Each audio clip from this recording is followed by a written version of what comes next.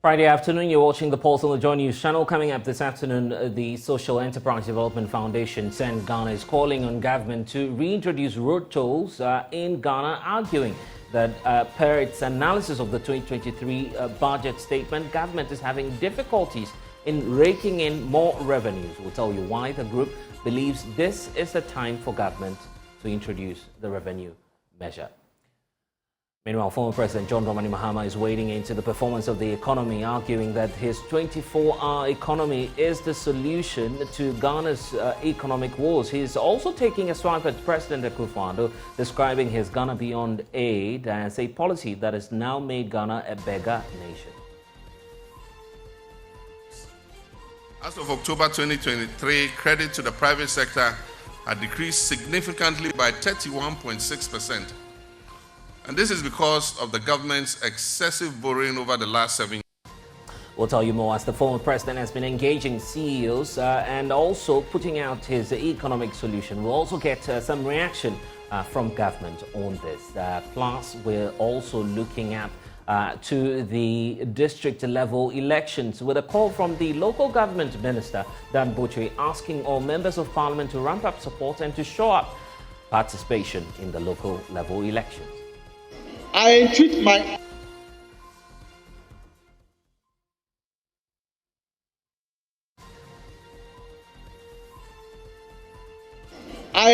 my honorable members of parliament in this August House to whip up enthusiasm of the electorate to turn out on Tuesday, 19 December 2023 and vote massively for the representatives to their respective assemblies and unit committees. Government Minister Dan Botwe will be outlining a bit more what government intends to do to ramp up support and also participation in this year's local level elections. You're watching the Pulse on the Joy News channel. We're on DSTV channel 421, GoTV channel 125. We're on Facebook, YouTube, and also at myjoyonline.com. I'm Blessed Sugan. Joy News is independent, fearless, and credible. We'll talk about the economy right after this.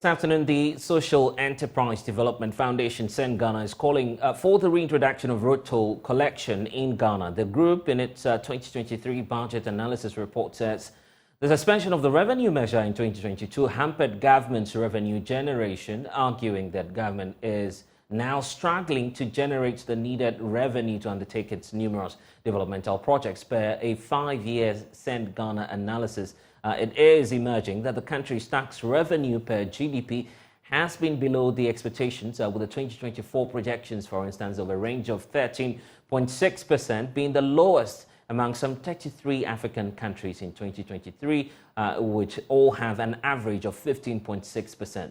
Well, what measure of funding can the road toll policy bring to the nation? We've been tracking that up, going back to our own analysis of the kind of revenue measures we've been getting from the road tolls. Here are excerpts on your screens right now, giving you a breakdown of what the road toll analysis looks like. So when you look at the average annual revenue, we're getting somewhere around 72 million Ghana cedis on the average revenue per day, amounting to some 197,260 Ghana cedis. And in terms of the number of public toll points that we had prior to the reversal of the policy, a total of 38, giving us that significant amount of money, a reason for which the belief is that the revenue that we've lost so far as of the time the policy directive was given by the Transport Ministry amounted to some 95.6 million Ghana cedis. Is the reason for which Send Ghana is making that keen argument, asking for the reintroduction of the road tolls. The Road Workers Union, or Road Toll Workers Union, are equally joining that fray, asking for some measures to be brought back, which will also create associated employment opportunities. So I want to bring in now two individuals helping us do the discussion. Tajuddin Mohammed Abdullahi is Programs Officer for St. Ghana, joining us via Zoom now, and also Edward Duncan, is Secretary of the Ghana Toll Workers Union. Thank you, gentlemen, for spending some time with us here on the polls. I want to start off with you, Tajuddin, looking at the significant revenue loss that the country has been experiencing, 95 million plus per our last check, and that figure is certainly going up. So we're also looking at, the difficulty that government also finds itself in, the fact that there is a political cost to it, because the assurance is the e-levy would work. We don't need road tolls. We're between a rock and a hard place. You can imagine where Ghana and by extension government is finding itself. Tajuddin? Yeah. Good afternoon to you, and then good afternoon to your cherished viewers. I think that our cause is very simple, because, for example, we know that for this year's budget, government is projected to spend over 226 billion, with revenue mobilization around 176 billion. So that means that there's going to be some kind of revenue shortfalls. Over the years, government has been struggling to kind of find its program and activities. So it was quite surprising to us that the road toll that was actually generating a minimum of 72 billion cedis in a year was removed. And subsequently, this program was reintroduced. But over a year ago, since it was introduced, we do not know why government is still failing to implement it. In more than a year that it was actually reintroduced again.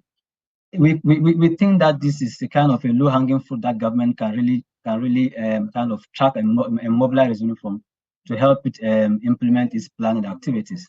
So, which is why we are actually asking the government to bring the road toll back. And we are also Tajuddin, I hope you can hear me now. Yes. When you say that's a low-hanging fruit, that's where a lot of economists will have challenges with you. The government is supposed to be innovative about its, revenue mobilization. Yet you put that in your report, pointing out that it's almost as though government could rake in a lot of money without its associated cost and the political bearing on that. So do we know why the government decided to take it off? Yeah, but they've provided the reasons, security implications as well, they say. But the fact is that we're losing monies, because if you consider the amount of money that the country was generating from the fund, at least 72 billion cedis could do something. And we are talking about a government that over the years struggles to kind of fund, is always there. You have our expenditure being higher than our revenue mobilization target. And so we are thinking that one of the ways that government can shore up its revenue mobilization is actually to bring back this rule too. So that is a basis for our call. Okay, we'll take a look at some of the other recommendations you're making per the analysis of the 2024 budget statement, I should say. We'll get into all of those ones, but the Ghana Toll Workers Union are also joining the conversation. They seem to be agreeing with you on this point, and it's a good time also to hear from Eddie Duncan, who's, of course, a leading figure of that group. Eddie, of course, you've been listening to the conversation, the argument from St. Ghana. But I recall that you've tried on countless occasions. You've been on this show as well, asking government to consider that as a major policy measure. Now, of course, the science is backing it, isn't it? Yes. Good afternoon, Blessed, and good afternoon to your viewers, cherished viewers as well, and to all Ghana Toll Workers, and to the panelists that you have on there. I mean, this is a call that you rightly put it. It's something that we have called for over all these years. We have made a point that the government decision, first of all, to scrap tolls collection was unnecessary. It was needful. It was needless, sorry. And the reasons that they gave when you were speaking, you said something about security. The reasons which they cited, we've said it time and time again that they are not true. There was no point in time where there was any fight or fisticuff between toll collectors and drivers.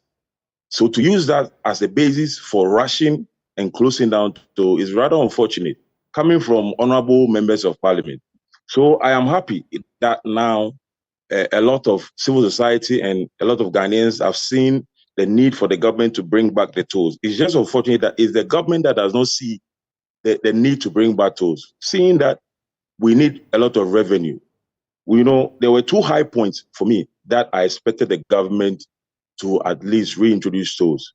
When they saw that e-levy did not make the revenue that they were expecting. So that was a point that we expected them to bring it. And then also, when we realized that we don't have much money, that we need to go to IMF, we felt that IMF encourages the government to generate revenue internally. So we thought that, okay, since the structure and everything is already there, the government should quickly reintroduce toll collection. But unfortunately, they did not. For whatever reason, we cannot really tell. So I am happy. Quite recently, I heard that we heard that concerned drivers union also was making a point or making a statement that the government needs to reintroduce toll collections. Mm-hmm. So indeed, I mean, if concerned drivers union are saying it, toll workers are saying it, and now civil society and most organizations are also saying that the government should reintroduce toll collection. It really beats my mind. Yeah, I guess you're supporting all of this because of the employment implications. Simply because you guys are out of employment and you believe it would just be a way of solving your challenge. That is a point. Apart from that, too, we're looking about raking revenue for the government, raking revenue for maintenance of roads, because road collections, toll collections is for the maintenance of roads. I mean, that aside, so the money, I mean, and we make an argument, even if the government is not making any money from toll collection, but is able to employ about 800 workers who, if we were not employed, could be engaged in other activities that could pose insecurity to the government. Because at another interview, I made a point that some of our members are people who come from the hinterlands, where there's galamsey and everything going on. So if these people, because you have taken their legal means of making money away from them and they have access to all these galamsey pits, don't you think that it will be enticing for them to go and do this kind of these illegal activities that you are trying to stop by spending taxpayers' money? So, I mean, the government, I don't really understand. We don't really understand what is happening. The government and very critical points you're raising there. But Tajuddin, the point about the e-levy and the kind of effect government had wanted to achieve at the time should not be lost on us when making this argument. Yes, 72 billion from road tolls is significant, but the feeling is with the likes of electronic tax measures such as the e-levy, government could be raking in far more money than the road tolls. Well, I think that e-levy is not, government is not actually generating as much as is desired. Since the e-levy was introduced, we know if government is even doing a quarter of their revenue target on yearly basis. It is not really working as the government needed it to work. So, which is why we are thinking that all efforts should be made to kind of look for alternative sources of funding for government activities. Which is why that we think that the rule to why are they not coming out clear? Let us know why, even after it was approved in the 2023 budget, it hasn't been implemented up to now. That is a major concern. If it is about the security or if it's about the revenue losses, one of our proposals will also be to ensure there is an automated system, implement electronic system, so that it is going to improve the kind of efficiency and then block the kind of leakages that government was also anticipating or experiencing during the manual collection period. So in terms of the government is not making the needed revenue. The government has never met half of its target on yearly basis. So which is why we are thinking that the rule tool ought to be brought back. Yeah, but pay your projection and pay your projection. How much are we likely to rake in if we go back to the road tolls? Because mind you, there's also the associated costs that will come to that. Some of the tolling points, for instance, on the Accra-Tema motorway stretch, completely gone. We need to invest more to bring them up to standard, perhaps introduce technology. That's all coming at a cost, isn't it? Well, there's no any projection, but the point is that, like you rightly projected on your screen, we know if for nothing at all that government was mobilizing or generating over 72 billion on a yearly basis. For us, that is enough to be able to do something as far as the implementation of government plans and activities are concerned. Let's look at the other social measures that you're equally concerned about, and you point out in various sectors, health, agriculture, and all of them. What more could be done? Well, we think that generally, if you look at the budget, there is some improvement in terms of the funds allocation, but some kind of improvement is needed. I have always maintained that as a country, we are always quick to sign up for international treaties, committing ourselves to be able to commit some amount of some percentage of our GDP to implement activities, but we are always falling short. For example, over 20 years ago, government went to Abuja to commit that on a yearly basis, we're going to commit at least 12% of 15% of our GDP to the health sector. As we speak now, over 20 years ago, we are doing less than 8% on a yearly basis. When it comes to our Greek, 10% commitment during the CAT treaty, government is doing less than 2% on a yearly basis. Look at the NHIS fund.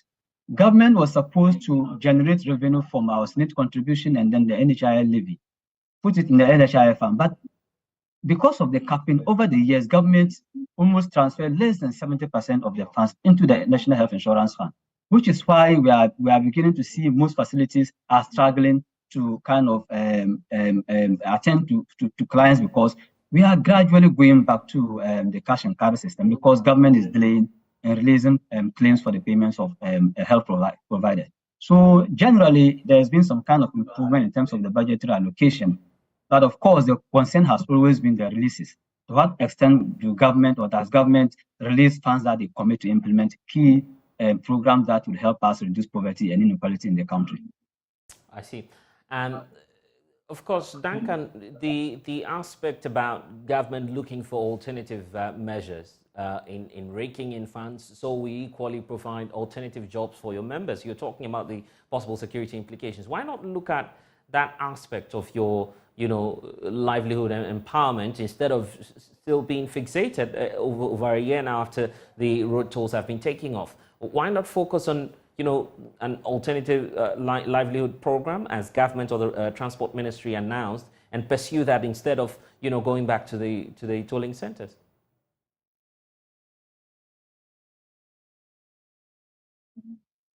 Duncan, I hope you can hear me. And kindly unmute so I can hear the point you're sharing with us, Duncan. Yes, I have. Sorry. Yeah. So you and I know that it's been 2 years since the government made that promise of finding alternate livelihood for us, and 2 years of sitting in a house, and then nothing like alternate livelihoods has even been presented to us. So we know that the government simply does not have anywhere else to take us. That is on one side. The other side is that the tolling points, it's something that not this government, it's not the doing of this government, or it's not the establishment of this government, this present administration. It's for the government of Ghana. And so if for one reason or the other you want to scrap it, it should go through the right process. It should go through Parliament, so for Parliament to really discuss it in depth before it is implemented. And like my brother rightly said, the government needs revenue urgently. The tolling points or toll collection, you don't need too much revenue to operate toll collections. You don't need too much money to operate it. It's just that now that the structures have been destroyed, that is where you need to put money in, of course, before. But toll collection, I don't know any business that is more profitable than toll collection, because, you're giving me figures, but the figures that I have for 20 of the major tolls, we're making over 200,000 cedis a day. For just 20 of the major tolls, we're making over 200,000 cedis a day. So you can imagine all these monies. And then also, I know this point is unpopular with drivers and all, but when you compare the rate that we are paying in Ghana to that of our neighboring countries, or even to if you put it side by side, or other toll collection in any other country, ours is the lowest. It's unfortunate. Drivers might not like this, but that is what it is. Ours is very low. And so if the government really needs to generate money or wants a lot of revenue from it, they can look at adjusting it upward a little bit, so that they can make enough money. But then the key factor or the key point is that the money that is generated should be put to good use. I see. To the use for which those toll stations were established, or the toll system was established. Okay. That money should be put to that use, so that the people who are paying, the communities, the drivers who are paying, will know that indeed the money they are paying is reflecting on the roads. It's just ironic that sometimes where you pay the toll is where you will get your flat tire because of a pothole, or because of an iron rod sticking out from a pothole. I see. It's just so sad. And Tajuddin, the point about, so that reflected in your report as well, I must point out, the point about our tax to GDP ratio. You've done some analysis on that as well, bringing us to somewhere below the 15.3+ % average for about 33 other African countries. That's what you have in your report. But the point is, in whose interest? The citizenry are happy not paying so much, yet the government wants more. You find that hard to balance almost all the time, isn't it? I'm not sure it is about the point of citizens being happy about the fact that government.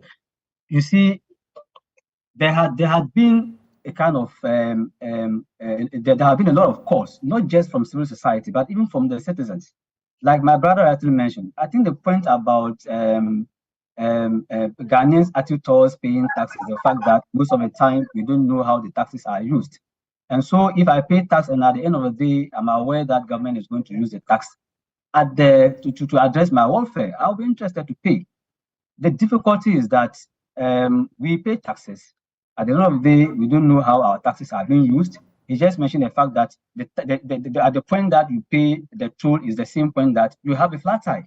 It means that our rules are not even, there are so many challenges. And so the bottom line is that Ghanaians want to know how their taxes are being used. It is not the case that Ghanaians generally don't like paying taxes. That is the difficulty that we have. I see. It's about the utilization. Yeah, and we'll keep being on the lookout for the need for us to mobilize more revenue. And in fact, speaking about how poor the road network is, I must say thank you to, of course, Tajuddin and also Duncan for joining us on the conversation this afternoon on The Pulse. But lots of concerns regarding our road network because residents of Apiedu, Apimso, Emina, and also the Kokombin areas in the Oforikrom municipality of the Ashanti region have been demonstrating today against bad roads in the area and what they are describing as bad leadership of the government. They are particularly angry about the delay in the completion of some major road networks in the area, which they say has turned into a death trap. The protesting residents actually say access to healthcare, especially for pregnant women, is impeded by the poor nature of the road network you find in their community. There's more in this report. Clad in red, residents of Emina, Apiedu, Kokobing and Apimso marched along their communities, making brief stops at some areas to highlight problems in the municipality. Bridges constructed over huge drains within the municipality have deteriorated by flood waters. Some lives have been lost. The concerned youth of Oforikrom constituency expressed worry about the risk associated with using the roads amidst economic challenges. Addressing the press, leader of the group, Jerry James Suka, said the community is lagging behind in terms of development.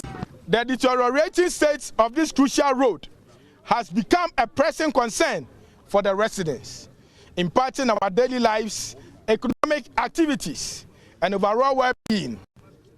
The road's current condition poses significant challenges, including but not limited to inconvenience and safety hazards. Choboy, yeah. Choboy. Yeah. The poor road conditions create inconvenience for commuters and pose safety hazards for both motorists and pedestrians. Choboy. Yeah. Economic implications. The road's deteriorated state hinders economic activities, affecting local businesses, transportation of goods, and overall development of the community.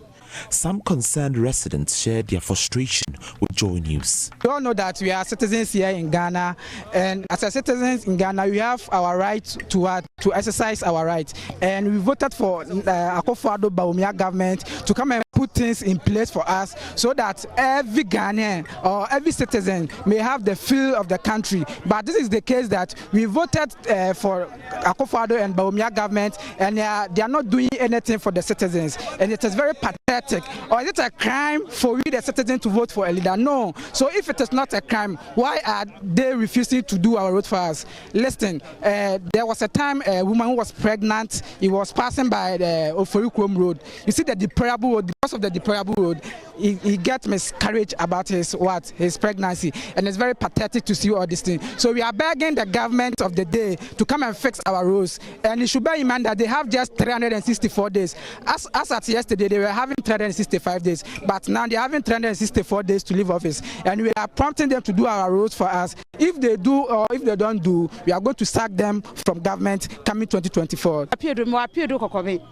Na mafu bedi so yehu de oyeye na ye ka kire Akufo-Addo ne Bawumia ne se amambo no mubu ne yehu so amambo no mubu no First House ne yehu so omu timi mo omu so de frade so ne ye nkwala ne metra so ye kure ni mamambo sene no ade no omu haya kuma sa e na okoto ade untimi to bronya ye se akokọ baako 2 million 1.5 fade e kwan ne nye na adwuma bia nsu ni o man mu obi ye so beto ka kwan wa kwan ni nti o ma bia wate no beso ba ye beto ka na ma enu nya ne hawo na adwuma nsu ni o man mu ma Christian ra ma so san ebo ne mo ka se bla adwuma akra bi na ese ye so a wote Akufo-Addo so sa mu 10%.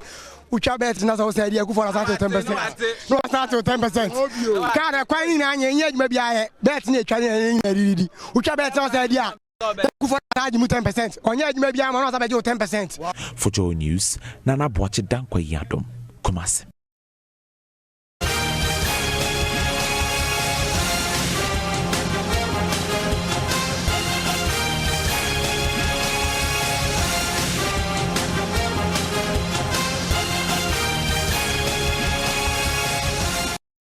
And we are your election headquarters. Former President John Dramani Mahama is accusing President Akufo-Addo of discarding his 40-year development plan and replacing that with the Ghana Beyond Aid plan that has now turned Ghana into a nation that begs. Speaking at the 9th Ghana CEO Network Business Cocktail here in Accra, he indicated that the 24-hour economy policy originates from the 40-year development plan put together by the National Development Planning Commission when he was president, which he says has now been ignored by the current government. Many have shut down their businesses, and hundreds of thousands of workers who were laid off are still at home. Businesses that moved their headquarters from Ghana to our neighboring countries have not returned.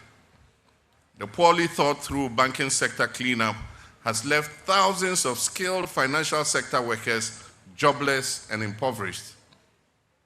And as I speak, the second tranche of the IMF's extended credit facility, which was due on 1st November, has still not been received because of a delay by external creditors to sign off on our debt restructuring program. Of course, the consequence of our debt default has also started manifesting. For the first time in 30 years, Ghana struggled to put together a cocoa syndication loan, which had almost become a routine activity on our financial calendar. Major infrastructural projects have ground to a halt because lenders have cut funding as a direct fallout from our debt default. Independent power producers continue to threaten power cuts due to mounting debts that affect their operations. One of the producers threatened a few days ago to take out 560 megawatts of power before a promise to pay was made. Ghanaians face grave uncertainty if more of these independent power producers follow suit. As a proud Ghanaian and a political leader, it is disheartening for me that government has severely damaged our country's reputation on the global stage. Recent data from available research shows the cost of living in Ghana is very high and people are struggling to make ends meet due to the economic downturn. This includes pensioners who invested their life savings in government bonds, hoping to enjoy a better life in retirement.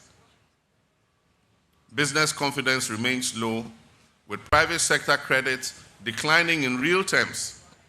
As of October 2023, credit to the private sector had decreased significantly by 31.6%. And this is because of the government's excessive borrowing over the last 7 years and its reliance on the short-term treasury market. Lending rates increased to over 32% in October 2023 due to the Bank of Ghana's tight monetary policy, high treasury bill rates, and rising non-performing loans. The immutable reality is that the first 3 quarters of the year 2023 have also been a tragic period for Ghana's industries, causing a setback for the country's economic transformation. While the mining and quarrying sector is still holding out, most subsectors such as construction, electricity, water supply, sewage, and waste management have experienced a decline. These are clear signs of an ailing economy, an economy whose industrial base is failing and businesses collapsing, with growing unemployment and its associated poverty and misery. Well, the governing New Patriotic Party is challenging the claims of the former president. Joining us now is presidential staffer Dennis Miracles Abuaji. Thank you, sir, for spending some time with us. The former president there alarmed about the status of the economy. But, of course, we know it's of no surprise, not even to the president, that the economy is indeed ailing. What's your take, first of all, on the proposition that we go back to the National Development Planning Commission and then take a look at the 40-year development plan and pick up, the lessons from the 24-hour economy? In the 40-year development plan. And Dennis, I'm having challenges hearing you. If you could just come up a bit for me. Can you hear me now? Loud and clear, sir. Okay, I was asking if you have actually seen the 40-year development plan as well. And if you have, if you can point out the 24-hour economy in there for us to discuss. It's quite easy to recount the obvious challenges that the economy is going through. One that has been acknowledged by everybody in government, with all of its causes, quite known to everybody, including himself, the former president, who has already stated when he had his forum at one of the foreign universities, and then admitted clearly that one of the things affecting our economy today is as a result of COVID.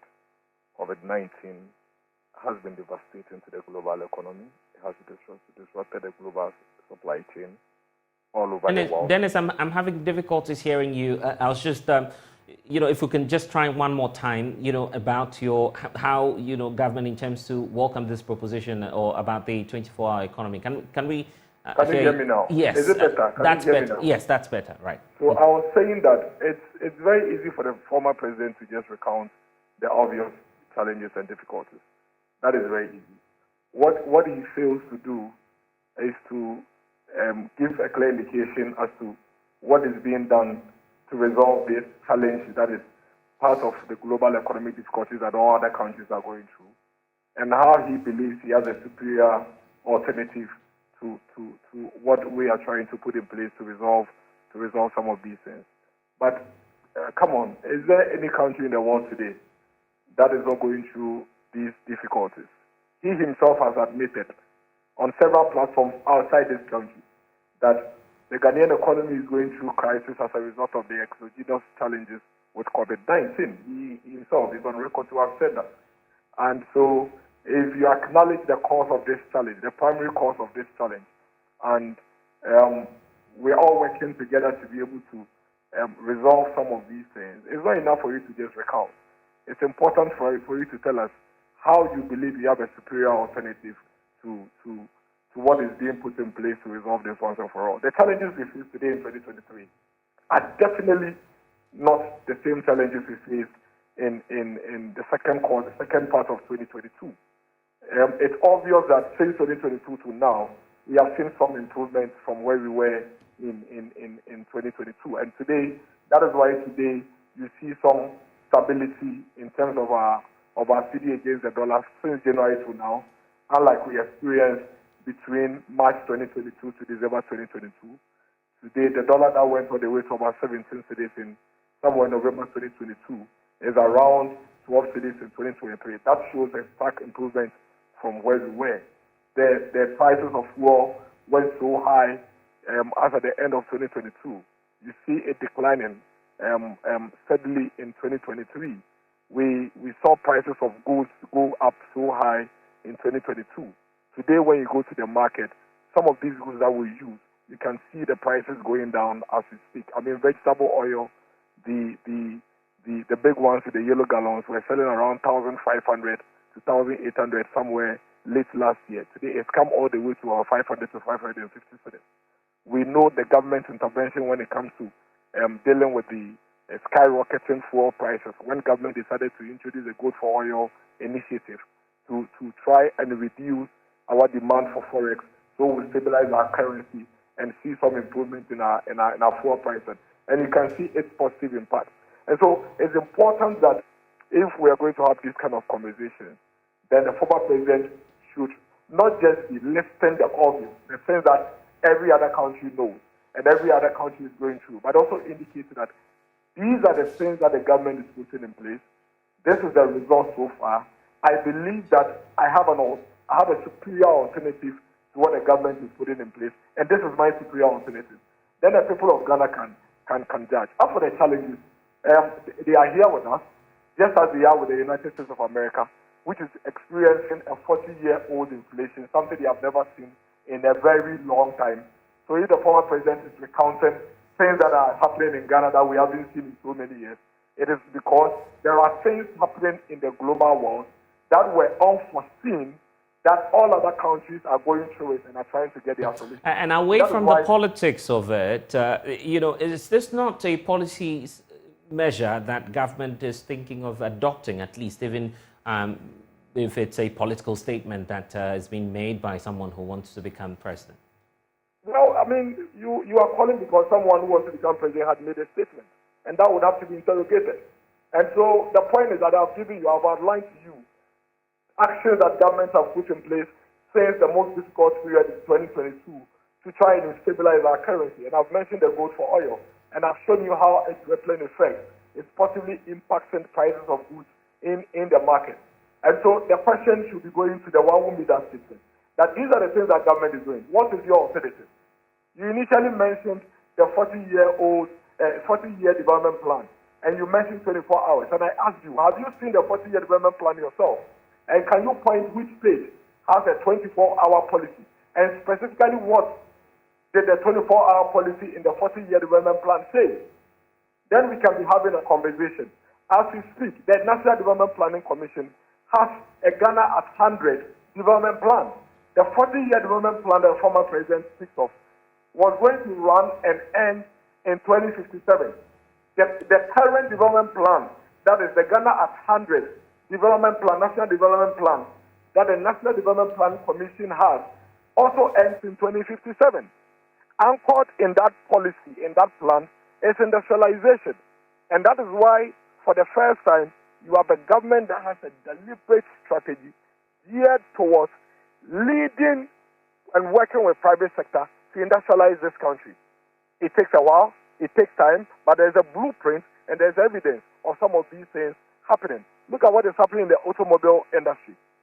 Since the 50s and the 60s, when did you see car manufacturing companies actually assembling vehicles in this country to reduce the pressure that we have on our forests? But it is happening. Look at the number of factories that are dotted across the country, albeit not covering every space. There is evidence of these factories that are deliberately led and engineered by government to try and industrialize our economy. So the questions you're asking are already playing out. And so if you really want to be able to understand what the former president is saying, then you should take the question back to him that, Mr. President, the government has basically led an industrialized venture, working with private sector, developing and adding value to the things that we produce in our district. The government has introduced policies to try to stabilize our currency through the Gold for Oil initiative. The government has a whole transformational plan in terms of our automobile companies, which currently has about 4 or 5 automobile companies assembling in this country. What is your alternative? You can't just recount the challenges and then walk away. Okay. And so I think you should go back to the former president and get your answer. Okay, then. Thank you, Dennis, for joining us. And, of course, Dennis Miracles Abuaji's presidential staff for joining the conversation here on The Pulse. You're with us. And still to come, Minister for Local Governance, that's Dan Bocho, is rallying the public to participate massively in the upcoming district-level elections. It's coming up shortly. I entreat my honorable members of parliament in this August House to whip up enthusiasm of the electorate to turn out on Tuesday, 19 December 2023, and vote massively for the representatives to their respective district assemblies and unit committees.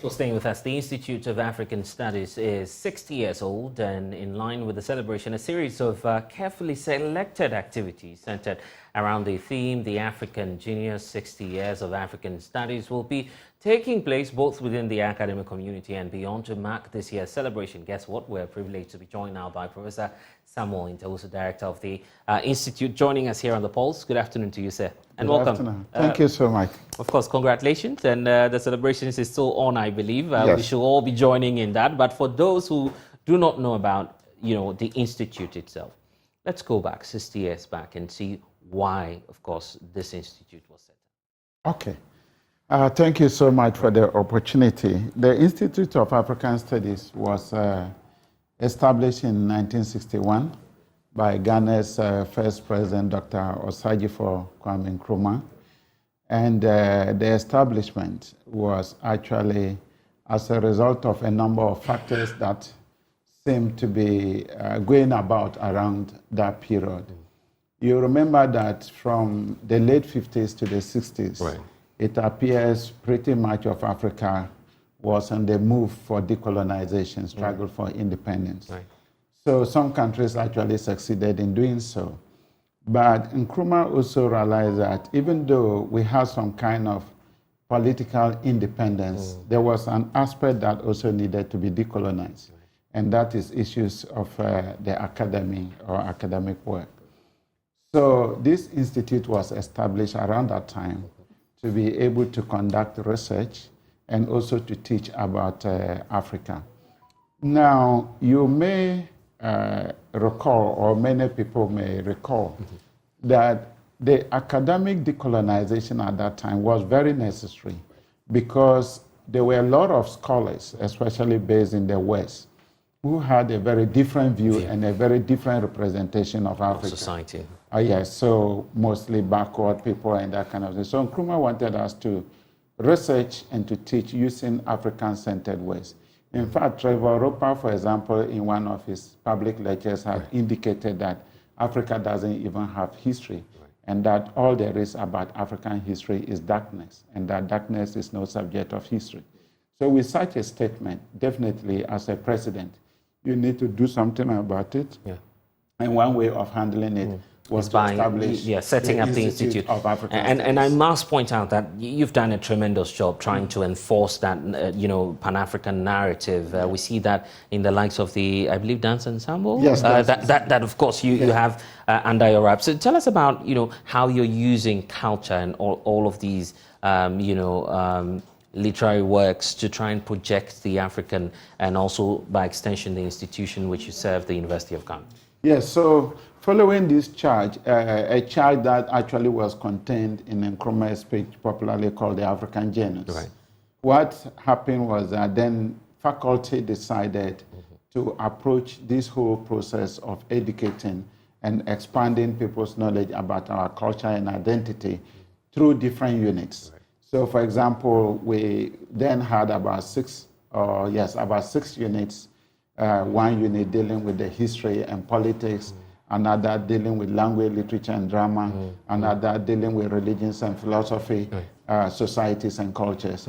So that is how we've decided to divide our roles so that each faculty, each staff within any of this unit is able to project or carry forward the African culture using this kind of unit-centered approach. I see. Now 60 years on, and of course you're still celebrating that juniors. Yes. You equally want to improve and produce more market-ready students that will influence and, of course, come up with more works that will impact on society. Tell us about the activities we're likely to see now that you're moving into that phase of celebrating 60 years. Okay, so it's going to be more or less a year-long thing, and I like the fact that you mentioned the Ghana Dance Ensemble. Right. Mm-hmm. The reason is that the Ghana Dance Ensemble is very unique. Right. Many see the dance ensemble merely maybe in terms of entertainment, but that is not what it is.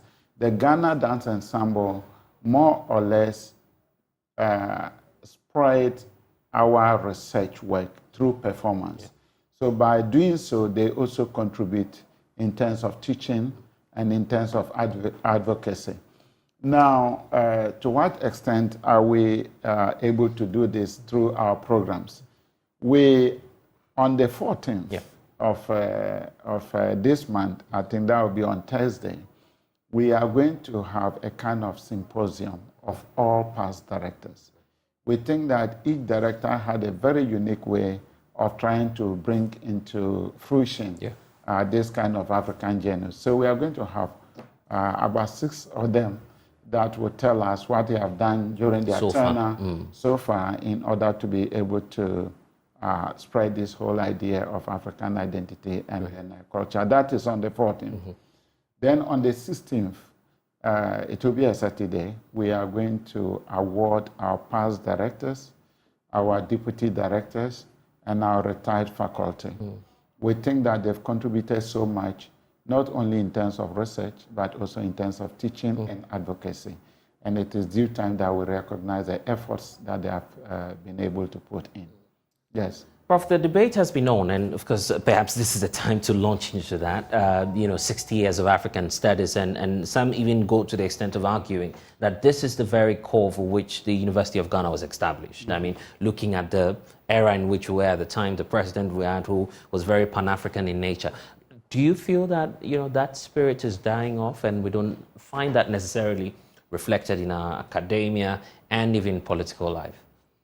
No, I think on the contrary, the Pan-African spirit is still much alive and going on.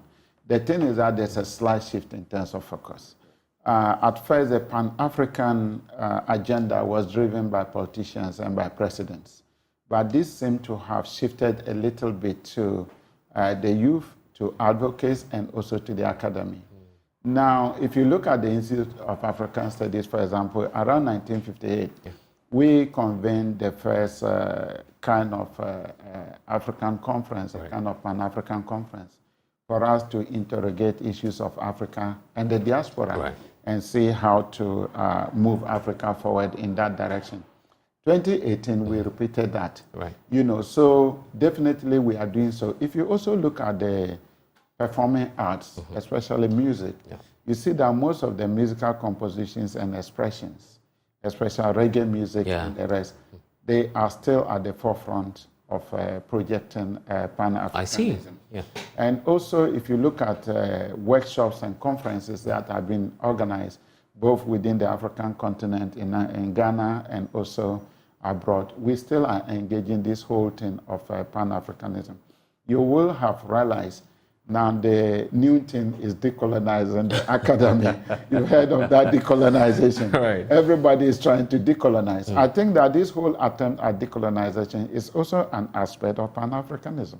So we are still on, and we haven't stopped that I yet. see. And feeding that into curriculum and, of course, our education sector, in what ways is the African Institute using, the power you have, the power of education and the academia to influence the Ghanaian society and the African continent at large? Okay, so as I've indicated, the very reason for which we were established was just for us to research and then to be able to teach and also Well, just feel free about that. It's very normal technology. And of course, we'll continue the conversation shortly. But of course, it's the reason for which I'm asking where we are now and why we need, real-time, contemporary academic tuition that will also reflect Pan-Africanism in what we're seeing these days. It's the reason for which I was asking the question. Yes. So thank you so much. I think if you come to the Institute of African Studies, for example, we have developed a lot of courses,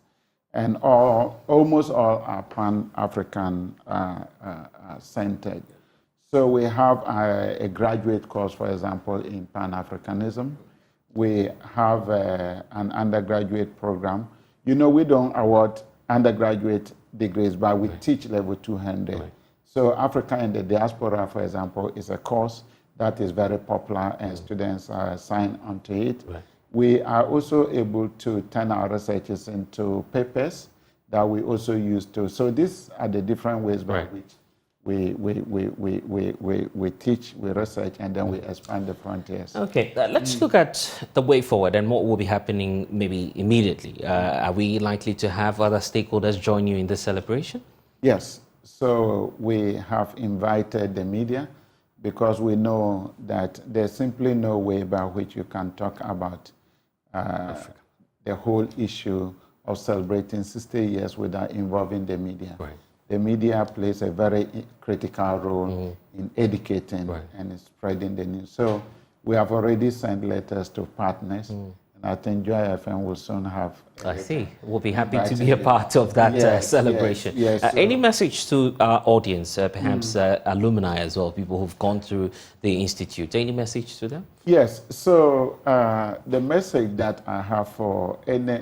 In fact, when we talk of alumni, I think it is good. There are notable ones. There are notable ones, but we need to also make a very strong claim. Once you have gone through the University of Ghana, you are an alumni of African Studies because UGIC and former AFST is compulsory. You need to pass. You would have taken a course. Yes, definitely. So almost everybody who has gone through UG is invited. Of course, we also would like to recognize the likes like Afarijan, a former EC. Oh, EC. He passed through the Institute of African That's amazing. Studies. Professor George Hagan passed through the Institute of African Studies. Professor Kosi Adumakwampofo, and several others that I have not mentioned. My message is that they should join us for us to celebrate, and they should also join us to be able to charter a new course for African Studies for the benefit of the African continent and the diaspora. Professor Samuel Ntewoso, it's a pleasure speaking to you, and the edge is also going out to students on campus now to join in the celebration. Definitely. 60 years of the African Genius and 60 years of the African Studies is what we're celebrating. Prof, thank you so much for spending some time with us. And we take you to some other stories this afternoon because the Minister for Local Government, Dan Botwe, is rallying the public to participate massively in the upcoming district level elections. Now, more than 6,000 local level leaders are expected to be elected to the various district assemblies. The district level elections over the years, as we've seen, have been plagued with the challenge of poor participation. Dan Botwe says MPs must get their constituents involved. I entreat my honorable members of parliament in this August House to whip up enthusiasm of the electorate to turn out on Tuesday, 19 December 2023, and vote massively for the representatives to their respective district assemblies and unit committees. Right Honorable Speaker, decentralization has brought government closer to the people than it had ever been in almost 3 decades. Although there is no government policy to systematically create smaller local government jurisdictions, with the creation of 261 district assemblies from 110 in 1988, the average population per a local government jurisdiction has reduced substantially, thereby enabling local government to reach a smaller population. This has also reduced the proximity of local governments to locations where problems occur and where appropriate solutions may be found. The critical role of the media in creating awareness of this level elections cannot be overemphasized.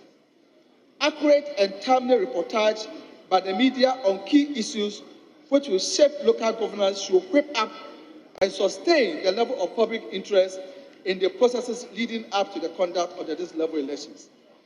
It is therefore envisaged that the time and energy devoted for presidential and parliamentary elections by our friends in the media fraternity is replicated in the upcoming district level elections. It is even my ardent hope that more platforms are created by relevant bodies with deep involvement of the media to intensify the awareness and advocacy for higher voter turnouts.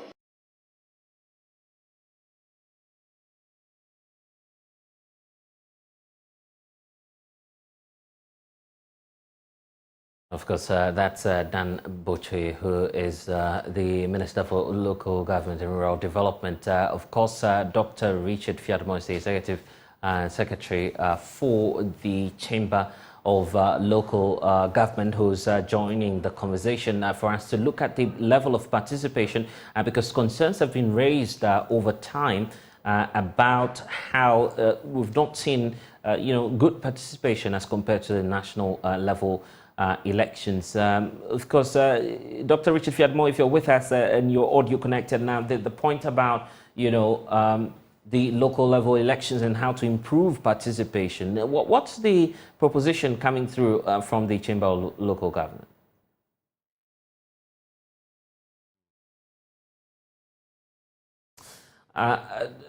Dr. Fiatmo, apologies there. It appears that we're still having some challenges on that, but we'll move on to some other stories, especially talking now about chieftaincy, because the paramount chief of the Jawara traditional area, Na Pola Kabo III, has underscored the important role women play in the development of society. Now, he noted that in times past, issues of women were always relegated to the background, but the narrative has changed now as their views are included in most decision-making processes in the country. The Na made the statement at the annual meeting of We Are the Solution. Country coordinators and leaders of LoRa in the Upper West region have been attending that. Joy News' Upper West regional correspondent Rafiq Salam reports.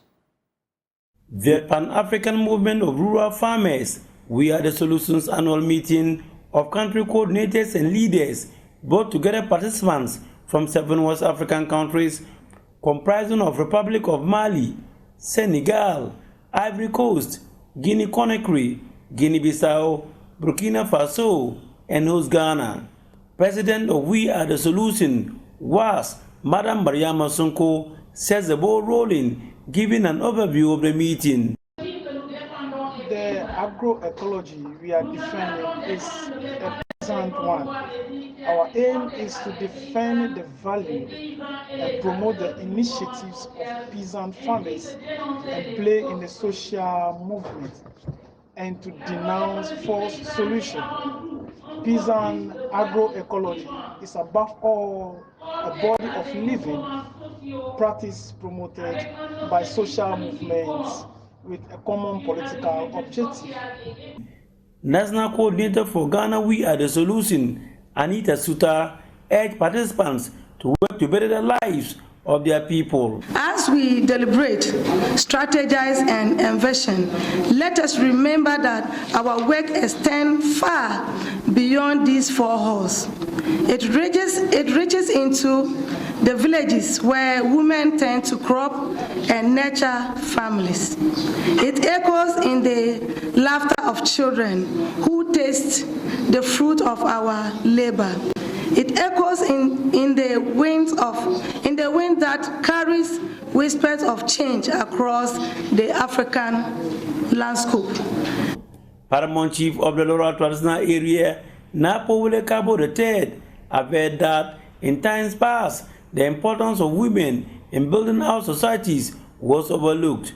He stated that the narrative has however changed due to the advocacy role played by women groups in the country, such as Rural Women Farmers Association of Ghana, and we are the solution. If we were to look at 10 years or 5 years ago, all national plans, there was not always any section on women issues. But it was through the advocacy of groups like yours and RUFAC, supported by United Nations and other agencies, that now every national development or economic plan, women's issues are beginning to take center stage, and thanks to your advocacy. A senior lecturer at the Sociology Department of the Simon Diedon University of Business and Integrated Development Studies, Dr. Constance Agwempo Akurugu, reading a speech on behalf of the Upper Regional Director of the Department of Gender, Cheritu Boturui, enumerated the barriers that are often to the development of women, calling for their removal. The West African sub-region is saturated with deeply entrenched male-dominant power structures and patriarchal beliefs, which combine sometimes with unfavorable government policies to limit women's involvement and effective participation in the agricultural value chain. In particular, sociocultural norms and customary practices that discriminate against women and girls lead to women having unequal access relative to men to productive resources and services, with the implication that women often have limited resource endowment and production systems therefore are marked by simple technologies and low returns. Deputy Executive Director and Project Coordinator for the Center for Indigenous Knowledge and Organizational Development, CICOD, Banoku F. Daniel, pledged the unwavering commitment of his outfit to empowering women to improving their economic well-being. We still continue to work collaboratively with RUFAC to continue to address the issues of land access for women. Unfortunately, we've enjoyed the collaboration of the traditional authorities within the Laura municipality, Laura and Nando municipalities, through the development of what we call the community land protocols. We have within the Laura district alone, 400 women having access to dedicated land for vegetable production, organic vegetable production. In the Nandom district, we have up to 600 women having access to productive land. Not only access, but they have security as well through the development of the community land protocols. We continue to engage women, especially in looking at their role in seed systems, community seed systems. Reporting for Bay News, Rafik Salam. Laura. We are the solution. Over.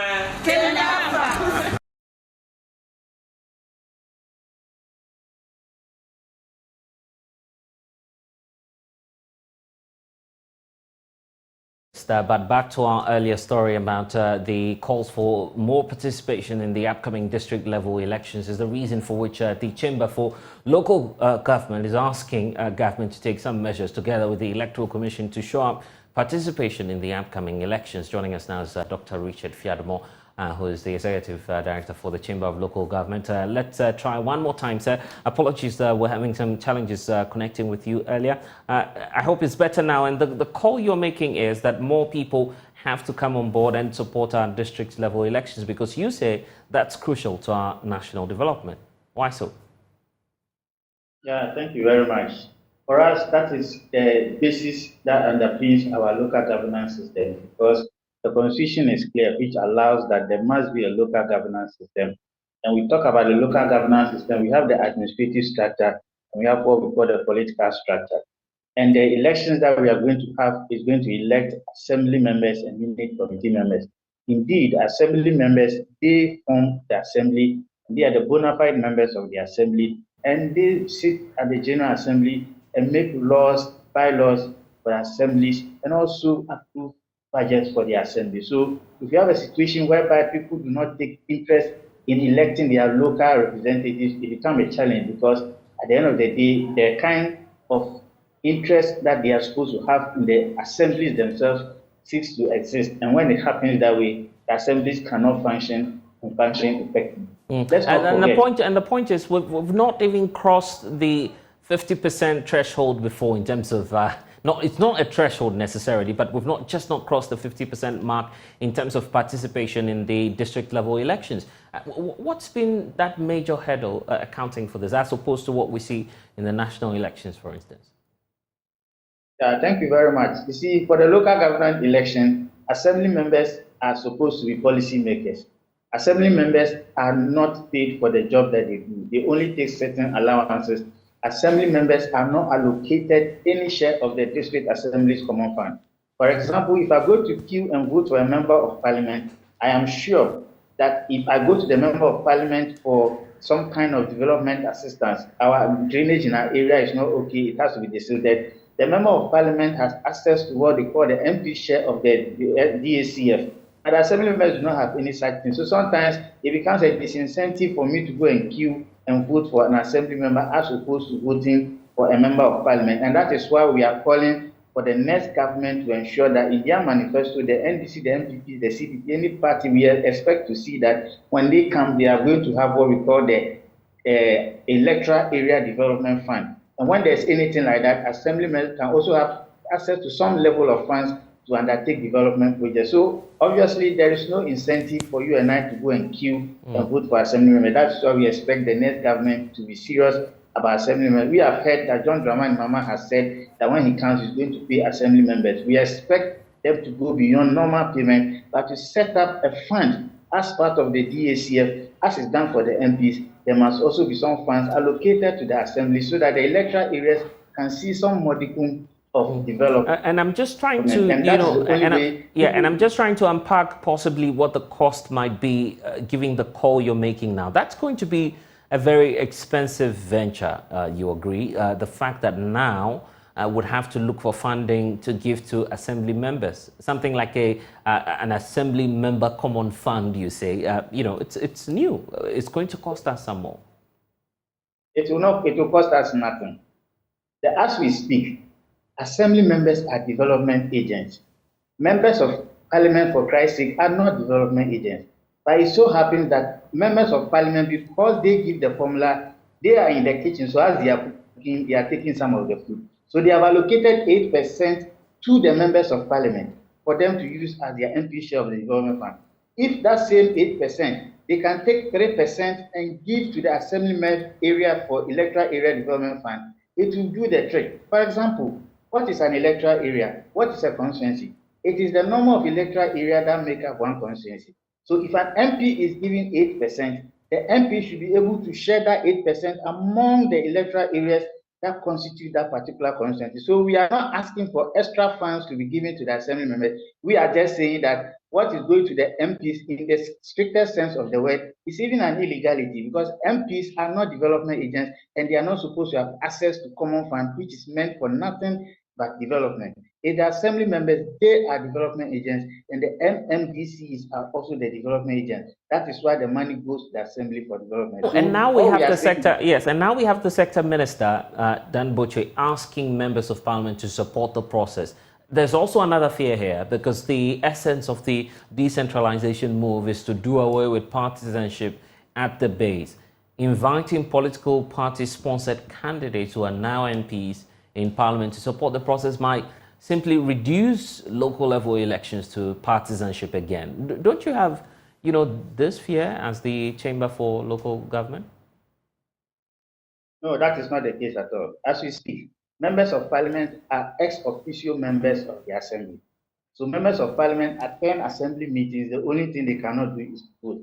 So what the minister is saying is just something that happens. It's just a clarion call on the members of parliament to go back to their base and support. Because as we speak, they are members of the assembly. The only thing they don't have is a voting right. And is it also not ironical that somebody has a voting right, he has no funds allocated to his electoral area, yet the one that does not have voting right has funds allocated to it. So this whole thing, apart from it being an illegality, is also a misnomer. So the call by the minister will not interfere in the local governance system in any way. And I think the MPs can do more so that more people will be able to see the need for them to come out in their numbers and vote in the upcoming district election on the 19th. We know that the election itself is just a couple of weeks away.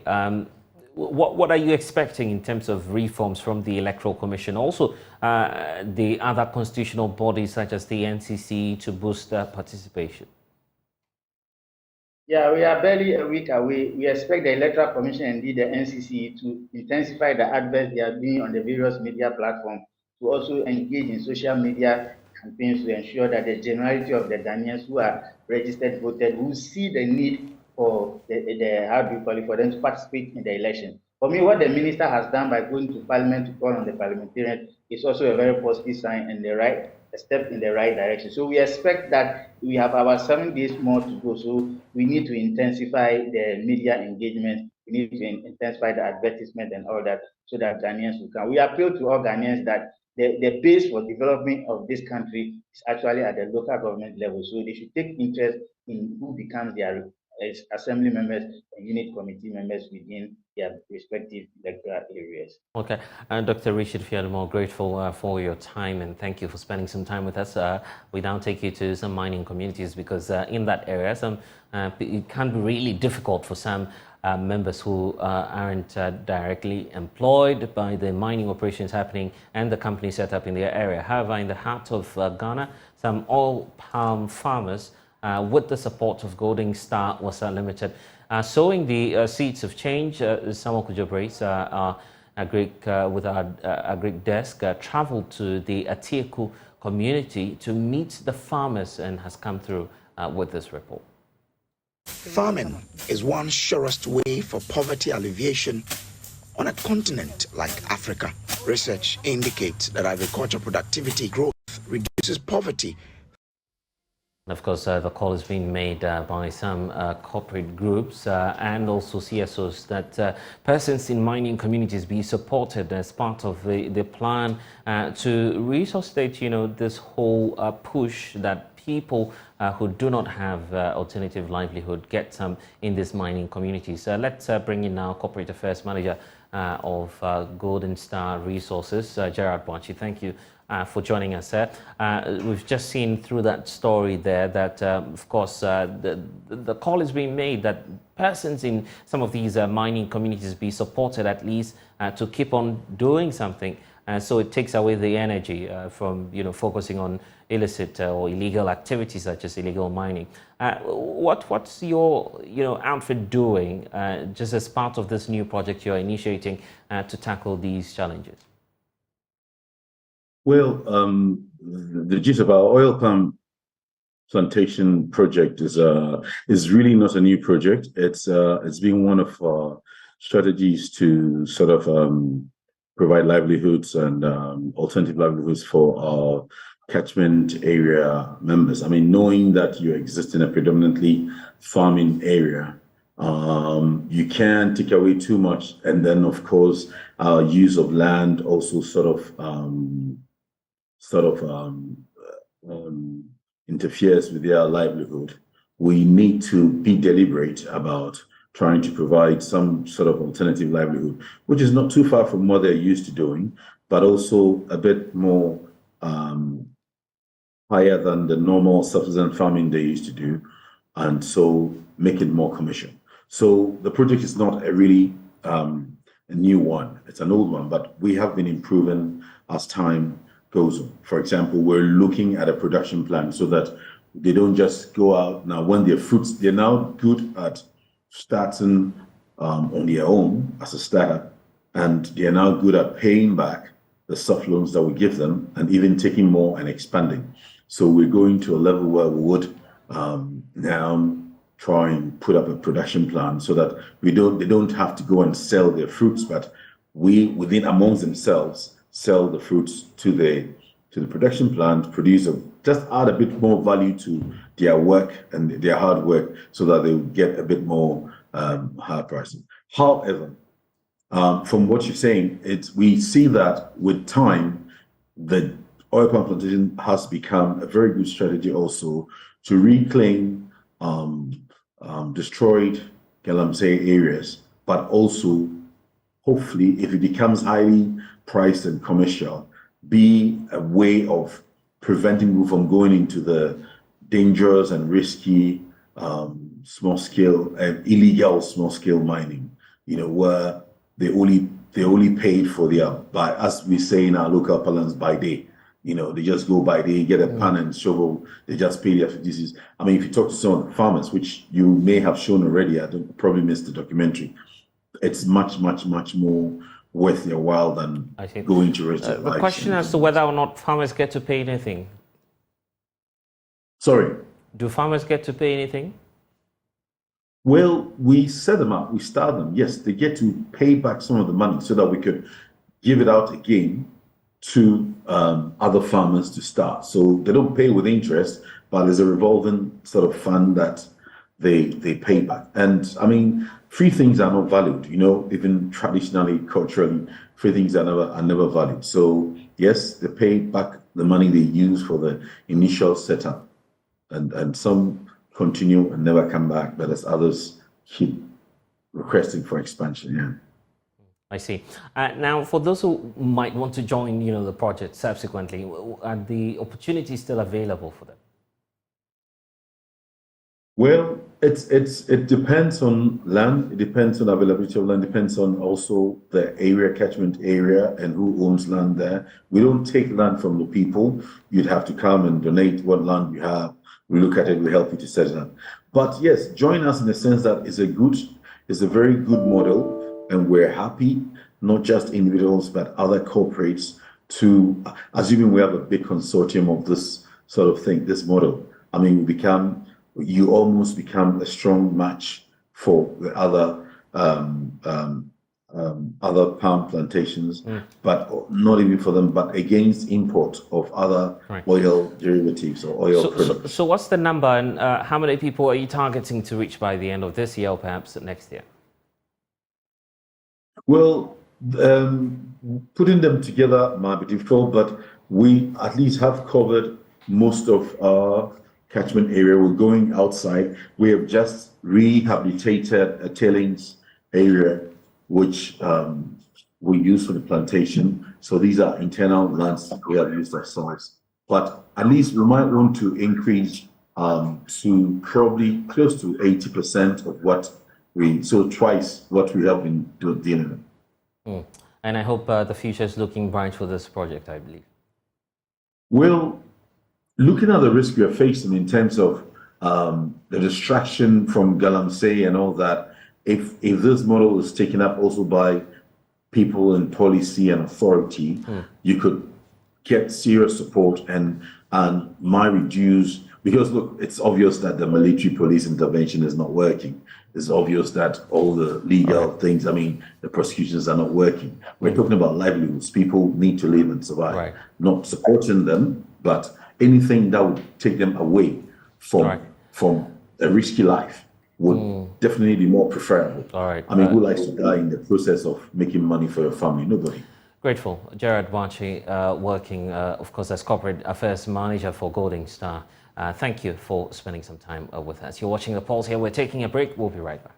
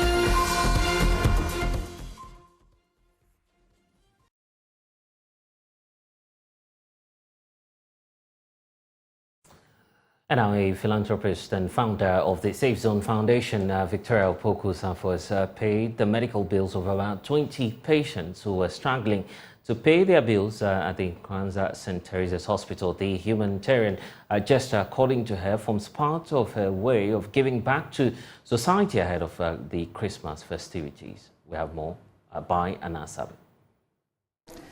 Vida Sando is a mother of 3. She's been on admission here at the Nkranza St. Teresa's Hospital for the past 2 weeks. Vida, whose accumulated medical bills has been a headache for herself and her husband, broke into tears after receiving the news of a philanthropist showing up to take care of all her bills. I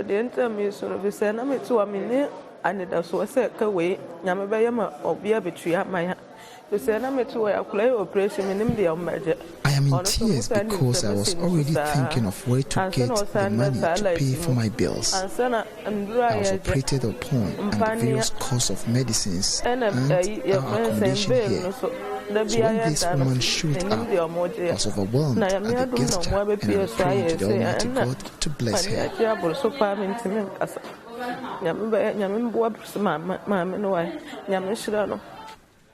Another patient who has been a beneficiary to this aid is Elizabeth Nenemo. She's also been here for the past 7 days, and even though she's been discharged, she's still here because she cannot afford to pay for her bills. Sunday is exactly a week since I came here. I have been discharged though, but I'm still here because I do not have money to pay my bills. These two are amongst several others who are lucky to have benefited from the generosity of Ohenere Opoku-Safo, who is the founder of Safe Zone Foundation. The philanthropist, who doubles as the wife of the paramount chief of Nkranza, shares with me what prompted her to embark on this cause. I have the passion to help others, and as an Anayere, I want to use my platform to put smiles on people's face. So that touched me. Moreover, we are in December, a month of giving, and then we believe people are supposed to join their families at home, and others have given birth. They are still here because of financial support. So we came here to support them, build them, pay their bills for them, and then so that they can also go home and join their families. She says the Safe Zone Foundation is established to support the less privileged, particularly women and the girl child, and steps are being taken to institute an education fund for female school dropout. The foundation is touching more or less like females, from widows to a baby child, dropout girls. So the foundation is here to stay and is here to help all females in Nkranza and BA as a whole. So out of this foundation, we are planning to get something like an education sponsor for the dropout. Those are females. Matron of the St. Teresa's Hospital, Sister Rosalind Odo, said the facility has over the years struggled with patients' inability to pay their medical bills. A situation, she said, is as a result of economic hardships, and asked that the gesture by the Safe Zone Foundation would go a long way to helping improve healthcare across the area. Today is a joyful day for me and for the patients who receive the assistance. There are a lot of patients, because of the economic hardship, are not able to pay their bills. And then the chief's wife, Anaire, came in to help. And we are very happy because it will help us when we get the money paid. Then we are also able to pay our bills to the suppliers. Public Relations Officer of the foundation, Bright Edubuahin, urged the general public to extend their support to the less privileged to help ameliorate the hardships of the poor. We want to call on all others to get on board so that the little that God has given us, we don't just only have to spend it on our families alone, but spread our tentacles and also touch lives, put smile on the faces of others. And I believe with that, God will bless us. In all, the foundation absorbed the medical bills of nearly 20 patients, amounting to over 30,000 Ghana cedis in cost. Anna Sabit, Joy News, Nkranza. And that's all we have for you in this package of the Pulse. I'm Blessed Soga. Log on to myjoyonline.com. We have updates for you there. It's been a pleasure serving you here on the Pulse. We'll see you again next week. Bye-bye.